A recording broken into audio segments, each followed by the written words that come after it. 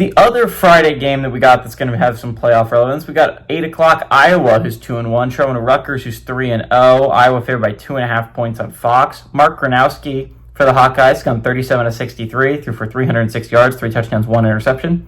Xavier Williams has had 26 carries for 186 yards and a touchdown, and Sam Phillips has 4 catches for 90 yards. Ethan Kaliakmanis for the Scarlet Knights has gone 62 of 85, thrown for 820 yards, 7 touchdowns, 0 interceptions.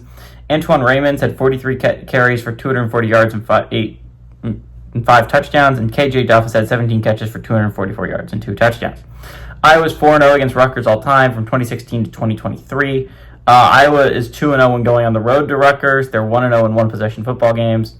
Kirk Ferentz is 4-0 against the Scarlet Knights in his career. Shiano is 0-2 against the Hawkeyes in his. Okay, so I think what's going to be really interesting to look at here from the Rutgers perspective is both these teams, you can't afford to lose. Iowa, unfortunately, already dropped a rough one they really needed to have against Iowa State, a game they could have had in the Cy-Hawk rivalry. They have a really difficult schedule. Remember, I think both these teams still have Penn State on the stretch. I think Iowa has Oregon as well as Rutgers has Oregon. I think Iowa also draws Ohio State. Like, it's not... Both these teams are just... This can't be a loss. Like, you're talking about... I think Rutgers still has 4 or 5 more ranked teams left on the schedule. Iowa, I think it's 1 less. I think it's like 4. Maybe it's 3. But, like, again, if you're Iowa and Rutgers, you were already asked to have a crazy record against ranked opponents. You can't be dropping unranked games.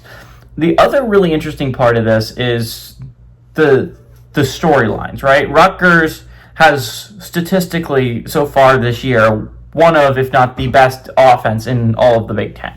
They've looked amazing through 3 weeks. Now, that has been mostly against 2 MAC teams and an FCS team. So I don't know how much to actually rank that, but Rutgers' offense looked vastly improved this year and looks like it should be an offense to contend with in the Big Ten. Iowa, again, statistically, as it does every year, has one of the best defenses in the Big Ten.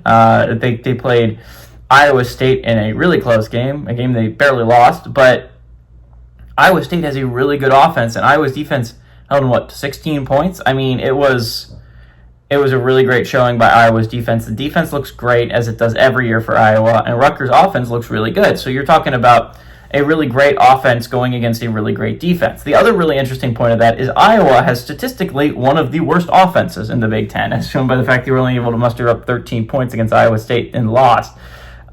You can look at the Albany game as well. He did not be able to put up that many points.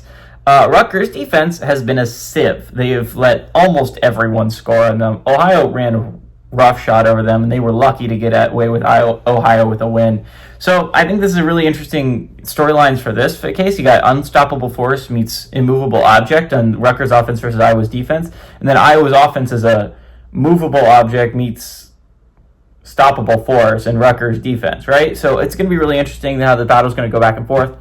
I really still think Iowa is a good football team. I think this is a team that's going to be scary in the Big Ten, if not compete for a Big Ten title. I don't think they can do that with their schedule, but I do think the Hawkeyes are a scary football team, and I think that Iowa just enough offensively to win this game. 2.5 points is not a lot of points, so I think you got to take the Hawkeyes to win and the Hawkeyes to cover.